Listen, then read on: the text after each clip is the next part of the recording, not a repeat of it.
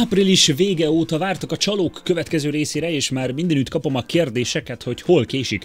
Nos, nem kell tovább várnatok, az Unibet támogatásával most érkezik a következő eresztés csaló streamerekről, e-sportolókról, akik a biztos nyereményt dobták el egyetlen hülyeséggel, de még olyan top ranglistás játékos is lesz, aki pont bizonyítani akarta, hogy nem csal, és azzal buktatta le magát. Sziasztok, én Dani vagyok, vágjunk is bele!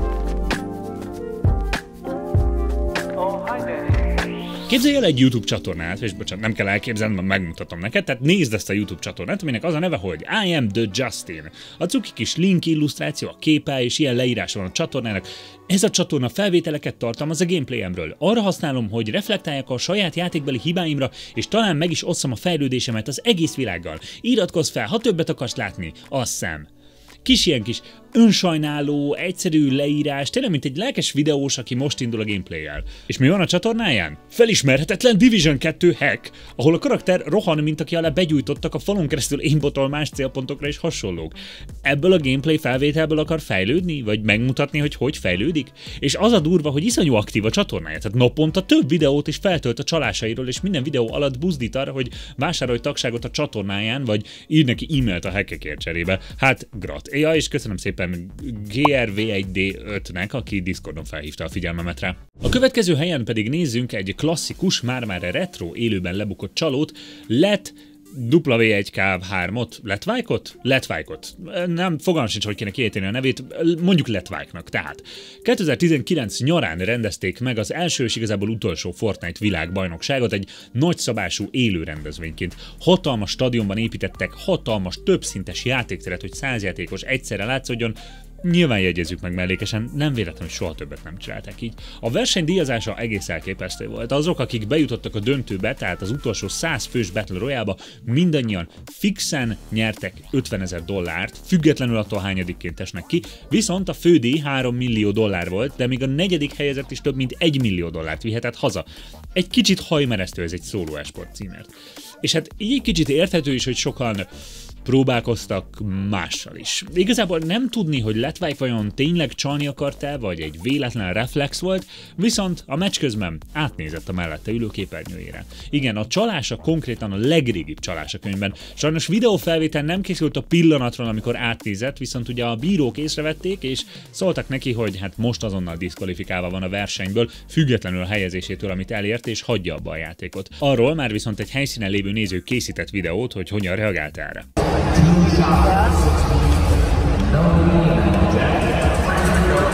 Hát megértem amúgy, hogy ki van akadva, hiszen pusztán azzal, hogy ott ült a székben, már fixen $50,000 lehetett volna gazdagabb, csalóknak viszont nem jár semmi.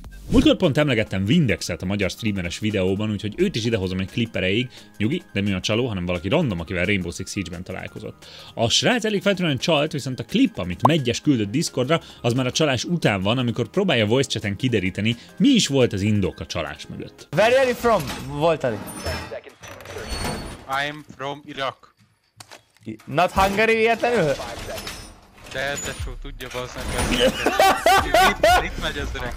A kedvenc részletem, ami a klip címe is a Not Hungary véletlenül, ami remélem valamilyen szinten egy szállóige lesz, hogy egy zseniális leírása a pillanatnak, amikor két magyar találkozik a nagyvilágban, és még nem teljesen tudják, hogy a másik magyar, de sejtik, és aztán kiderül. Hát bárcsak ne csalóként találkozott volna valakivel, de hát nem lehet minden tökéletes. Mosszóról kevés infót lehet találni az interneten, amikor megpróbáltam megtalálni a YouTube csatornáját, véletlenül egy lengyel majonéz márka reklámja jött csak be. Mayo. Mindig. A lényeg, hogy egyszer Mosszó fenn volt a Twitchen, sőt az accountja mind a mai napig él, és egy klip, amit Tibi Jesters készített, és Jusajt küldött nekem Discordon, még mindig elérhető, és igen, én is sejtem, hogy a kettő valószínűleg ugyanez az ember volt. Nézzük. What can I using? Look, I use that.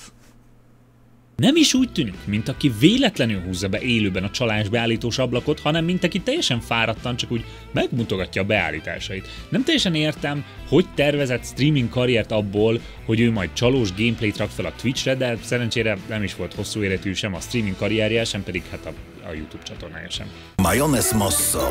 Tradycyjnie gęsty i kremowy. A hardware gyártó Razernek volt egy szlogenje, amit elkerestem, még mind a mai napig használnak, hogy Gain the unfair advantage, vagyis szerez igazságtalan előnyt. Ezzel persze viccesen utalnak arra, hogy jobb perifériákkal talán jobban is játszhatsz. Nos, a perui Dota 2 játékos Atun sajnos bebizonyította, hogy nem, ez nem csak egy vicc. A Dota 2 nagy világbajnokságának, a The Internationalnek 8. kiadására készülődött a Valve 2018-ban, amikor a selejtezőn kitűnt egy nagyon tehetségesnek tűnő perui csapat, a Thunder. Tényleg ügyesen játszottak, és egyre inkább úgy nézett ki, hogy tényleg bejuthatnak a nagy bajnokságra, ahol az összdíjazás $20 millió volt. Nyilván ez is egy olyan pénzjutalom, hogy bármit megtennének az emberek. A problémára egy TR King 92 nevű Reddit felhasználó hívta fel a figyelmet egy hosszú elemzésben, amelyben azt állította, Atun a Razer egedét használva makrózott a selejtezőn, ezzel nyilvánvalóan igazságtalan előnyhöz jutva. Álljunk meg egy pillanatra, hogyha valaki nem tudná, mi ez a makró. Egyes billentyűzetek és egerek rendelkeznek olyan külön gombokkal, amik programozhatóan beállíthatók, hogy ne csak egyetlen billentyűzet lenyomását jelentsék, hanem egy egész billentyű vagy kattintás sorozatot, így komplex, koncentrációt igénylő feladatok játszik könnyedséggel elvégezhetőek egyetlen kattintásra a játékban.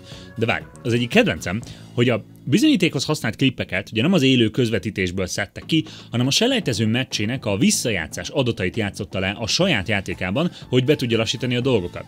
És úgy rakta fel videóra, hogy minden klip alatt a kikúrt Rick és Morty kommentátor hang van berakva, szóval így figyeled, hogy aha igen, hogyan csalt, és aztán... Radiant's middle tower is under attack! Na de a lényeg, nem ismertetem itt a bizonyítékokat most túlságosan, hiszen Atun beismerte, hogy makrózott, nem is ez volt az első bajnokság, vagyis bocsánat, selejtező, ahol használta.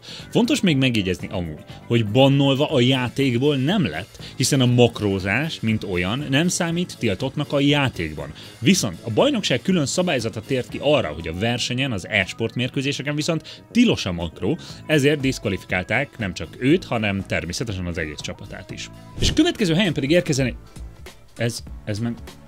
Ez kicsoda? Nem, ez nem lehet, nem. Kapcsolt ki, mi ez? Miért? Nem fogok beszélni róla, ezt nem teheted meg! Szóval, a következő helyen én vagyok, mert hogy Twitch-en most már én is nyomom, és szégyen szemre Project Zomboidban csalásokat használok. Na jó, nem. Igazából csak egyet, muszáj letöltenem egy cheat menu modot. Mivel épp egy olyan kihívást tolok, ahol 100 napig kell túlélnem a zombik között, de nehezített kezdéssel a Louisville-i kórházban, ahol tele van zombikkal, de hogy ez a mod, amit a kórházban spawnolásra használok, egy olyan hülye helyre rak be, ahonnan nem tudnék kijönni, mert van egy olyan lezárt ajtó, ezért használok egy csalást arra, hogy ezt a rohadt ajtót kivegyem magam elől, de ígérem, hogy utána teljesen csalásmentesen mészárolom, meg terelem a zombikat. De mindegy, ha hiányoznak a streamek YouTube-ról, vagy nem is tudtad, hogy vannak, akkor ez lehet, hogy egy fontos info, hogy most már csak Twitch-en mennek. Zombi kívül van más játék is, például akarok egy csomó klasszik végigjátszást, mint a Simpsons Hit and Run, vagy a Silent Hill 2, meg majd Metal Gear Solid is lesz, meg minden. Nézd be, minden hétköznap 3-tól ott vagyok. Na de, folytassuk a listát most már tényleg Ralph-val, egy cségó csalóval, aki saját magát buktatta le egyetlen képpel. Nos, meséltem azokról a Csé szolgáltatókról, akik külön szervereket, matchmakinget biztosítanak a játékhoz, kifejezetten azzal az érvel, hogy itt majd kevesebb csalóval találkozhatsz. Nyilván mellett a nagy e-sport ligákat is futtatnak a saját szerveren játszók között, és gyakorlatilag nyilvános selejtezőkön bárkinek van lehetősége bejutni. Ilyen ugye például a Faceit vagy az SEA. Most épp az SEA-ről lesz szó, ahol egy harmadosztályos meccsen élőadásban bannoltak 3 játékost. Хотя, в принципе, что не фиксится из-за ленты, там было мало из-за ленты. Принесите вторую шайбу изоленты. Друзья, какую изоленту вы предпочитаете? Черную или синюю? Я предпочитаю черную. Почему? Ты любишь все черное? Nyilván a saját ligájukban már régóta terjedt róluk a gyanú, hogy valószínűleg nem teljesen tiszta játékkal érik el a céljukat, és ez egy újabb löketet adott a vádaknak. Az egyik kibanolt játékos, Ralph viszont úgy döntött, elébe megy a vádaknak, és konkrétan egy képpel beismerte a csalást. A képen a videokártya alatt található kis eszköz egy elég sajátos módon biztosít csalásokat egy erős anti-cheat-tel rendelkező szerveren is. Van ugye a főgép, amin fut a Csé és fut az SE anti-cheat is. Ennek az egyik PCI slotjába be van dugva egy kis eszköz, ami egy másik gépre küld adatokat az épp futó meccsről, a másik gép pedig már csaló szoftvereket alkalmazva ki tud nyerni előnyös infokat, például ugye az ellenfelek helyzetét. Utána már nincs más dolgunk, mint ezt valahogy jól láthatóan kihelyezni a másik gépről, akár egy telefonra, és kész. Már is van VHD úgy, hogy igazából a főgépen, amin játszol, nem fut csalóprogram, tehát az anti-cheat sem érzékeli. Na, ezt az eszközt mutatta be Ralph ezen a képen, és utána kérdésekre válaszolva még jó pár játékos bemártott, olyanokat, akik szintén csalnak, vagy olyanokat, akik tudtak róla és mégis együtt játszottak velük, kielvezve ezt az előnyt.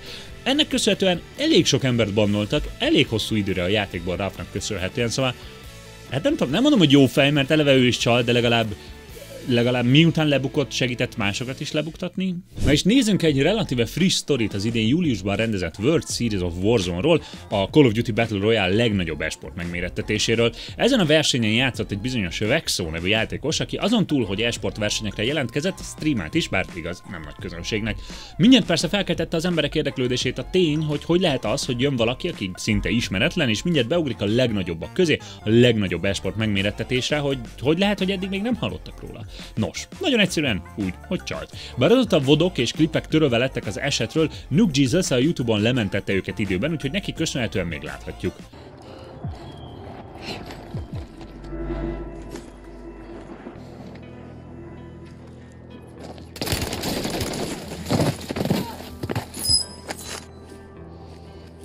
I already used it. Never could have been advanced. That read was insane. These I'm cheating, bro.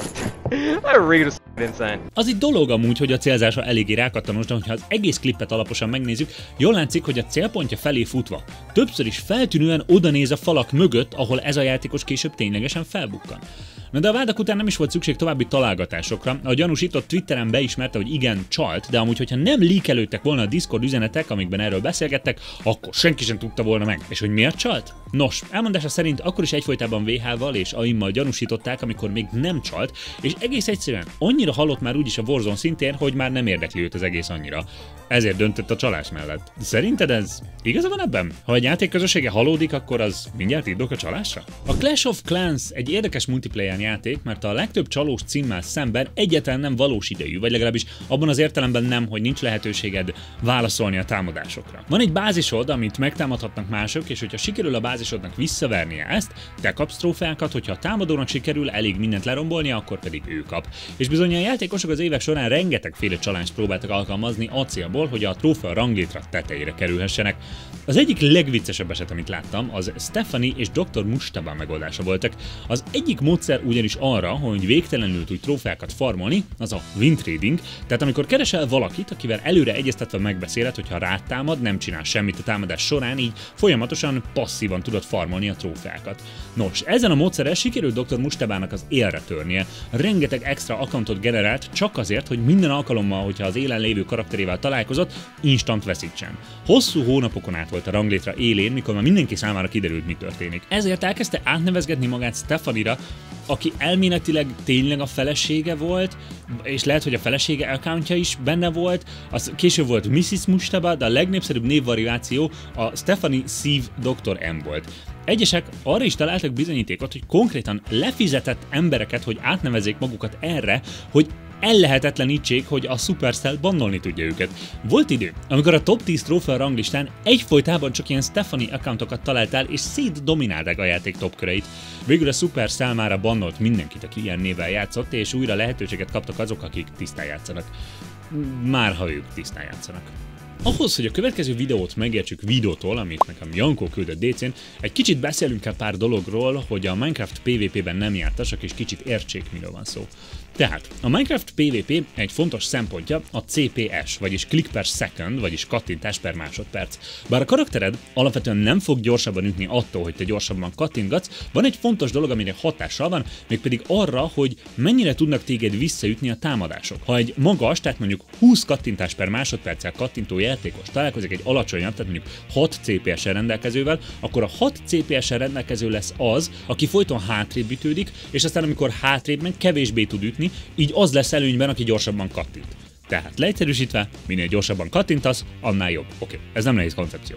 És akkor jöjjön videója. Videó volt az, aki kisebb magyar Minecraft PvP tartalomgyártóként készített egy videót egy szintén magyar PvP tartalomgyártóról, Razerról, amiben azt állította, bebizonyítja, hogy Razer igenis csal a videóiban, ráadásul könnyen megtalálható bizonyítékot is talált.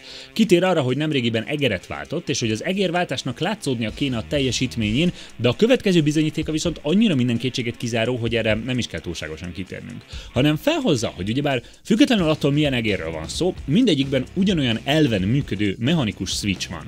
Ez ugye egyet kattan, amikor aktiválódik, tehát amikor lenyomod, és még egyet kattan, amikor a switch elengedi. Tehát minden kattintás 2 hallható klikből áll. Így. Na most, ha megnézzük Razer videóit, fogunk egy tetszőleges párharc pillanatot, ahol épp veri az egeret, mint az őrült, megnézzük a monitorra kiírt CPS adatokat, és megszámoljuk a kis tuk-tuk hangokat, ahogy videó hívja, elég hamar fényderülhet arra, vajon legitime a játékmenet.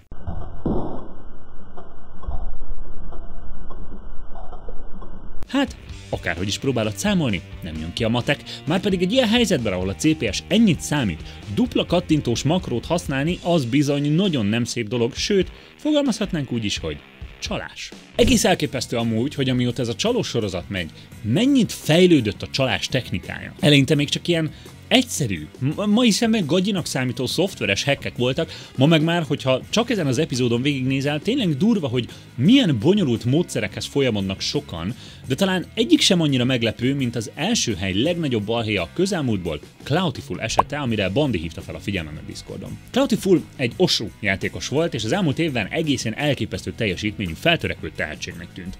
Nagyon röviden az osút említsük meg, hogy mi ez a játék, mert nehéz lehet lekövetni a magas szintű játékosokat, hogyha semmit nem tudsz róla.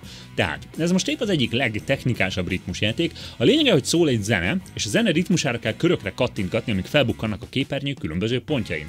Az egérrel célzol, szerencsére a kattintás előtt már felbukkan egy nagyobb kör, ami jelzi, hova kell majd időben kattintanod, és valójában a kattintás is inkább már ugye billentyűzet gomblenyomás. Az igazán profik ezt ugye úgy játsszák, hogy egy rajzpad és 2 billentyű gombbal, ugye 2 gombot nyomogathatsz, és mindegy, hogy melyeket használod.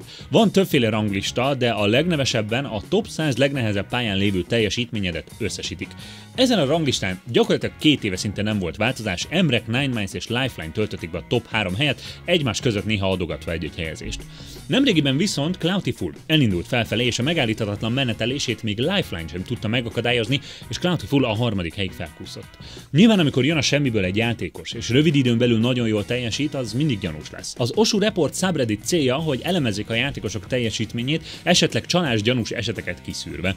Nem sokkal azután, hogy Cloutiful fellépett a dobogóra, valaki át is elemezte az ő esetét, és gyanús pontokat talált benne. Mégpedig azt, hogy amikor lenyom egy billentyűt, az mintha szinte mindig 63 millisekundumig tartaná lenyomva. Ez nyilvánvalóan nem igazán lehetséges emberek számára. Egy átlagos játékosnak van egy ilyen normál eloszlás, egy ilyen haranggörbe, hogy mennyi ideig tart egy billentyű lenyomás, de ilyen konzisztenciát, mint amit Cloutiful játékában mutatkozott, nem lehet rásegítés nélkül elérni. De persze, ez még önmagában nem feltétlenül jelenti azt, hogy csalt. Lehetséges, hogy csak a billentyűzete pont épp így működik, és csak valami analóg billentyűzetet állított be ilyen konzisztensen, és elképzelhető, hogy ez konkrétan semmilyen igazságtalan előnyt nem ad a számára. Sokat kellett rá várni, de meg is mutatta az élő gameplayét, amiben nem csak a játékot lehetett látni, de a gép bekapcsolástól kezdve osztott meg egy videót egy telefonról, hogy látni lehessen, semmi egyéb nem fut a gépen. Sőt, még az analóg billentyűzetének a szoftverét is végigmutogatta, hogy nincs semmiféle rásegítős beállítás. Csak hogy a gameplay egy pontján, vagy hát mielőtt elindult volna a gameplay, megnyomott egy billentyű kombinációt. Funkció plusz Enter. Ez pedig a Wooting, az analóg billentyűzeteket gyártó cég szoftverében a profilváltás gombja. Tehát hiába mutogatott végig egy profilt a szoftverben, ezzel a billentyűvel válthatott egy olyanra, amin mégis van rásegítés.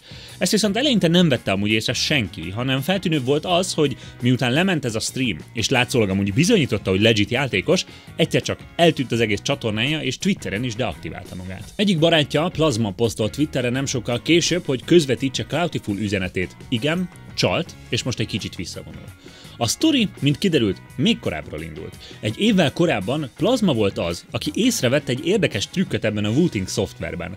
Be lehet ugyanis programozni, hogy ne lenyomáskor, hanem felengedéskor aktiváljon egy billentyűben a kattintást, így mind a 2 billentyűt egyszerre lenyomva és felengedve sokkal gyorsabb és pontosabb kattintásokat lehet elérni, ami elég nagy segítség a játékban, de ugyanakkor elősegíti azt, hogy lenyomva tartós hosszú részeknél pedig lehessen tényleg nyomva tartani egy gombot.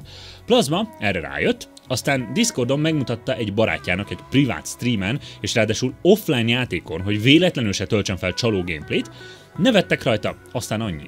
Mint kiderült, Cloutiful meglátta ebben a potenciált, hogy nagyra törjön. Végig ezt a csalást használta, és az élő gameplay után Plazma volt az egyetlen, akinek a furcsa billentyűnyomások feltűntek. Azonnal ráért Cloutifulra, és kiderítette, hogy a barátja igen ezt a csalást használja, amit még annak idején ő mutatott neki.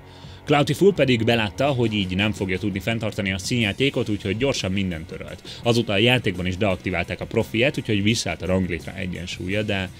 Érdekes, hogy a csalós videóban már nem először bukkan fel a Wooting billentyűzet gyártó. Ha emlékeztek, Virtual is annak idején ugyanennek a billentyűzetnek egy beállításával csalt idézőjelesen. Ez ugyebár egy olyan analóg billentyűzet, ami nem csak billentyű lenyomások jelét, tehát egy ilyen bináris jelet közvetít a gép felé, hanem konkrétan 104 vagy hát annyi analóg kart tartalmaz, ahány billentyű van, amik mind 0%-tól 100% lenyomásig érzékelhetnek bármit, és közben van egy szoftver, ami elképesztő lehetőségeket ad ezek teljes személyre szabására, és sajnos, ahogy látjuk, egész szofisztikált csalás ötletekre. Vajon eljön majd egy pont, amikor a játékfejlesztők azt mondják, csaló programnak számít maga a Wooting szoftver? Vagy hogy lehet ezt kiszűrni, annélkül, hogy egy szofisztikált billentyűzet nem igazságtalan előnyeit is tudják használni azok, akik megvásárolják? Biztosan lesz itt még valami változás, mert az is biztos, hogy lesz még pár csalós botrány ezekkel a billentyűzetekkel. Ahogy láthattátok, ebben a videóban is nagyon sok volt a Discordra érkező beküldés, hogyha bárhol találkoztok csalós botránnyal, akik élőadásban buktak le, azokat mindig szívesen látom a Discord szerverem videókba, klippek csatornáján, de azért is érdemes jönnötök, mert mindig kaptok emlékeztetőt a streamekről minden hétköznap délután 3-kor, de mint mindig most is sokat segít, hogyha lájkoltok, kommenteltek, feliratkoztok, követtek TikTokon, Threadsen, Instán, Twitchen, mindenütt várok titeket legközelebb is. A csatorna támogatója az Unibet.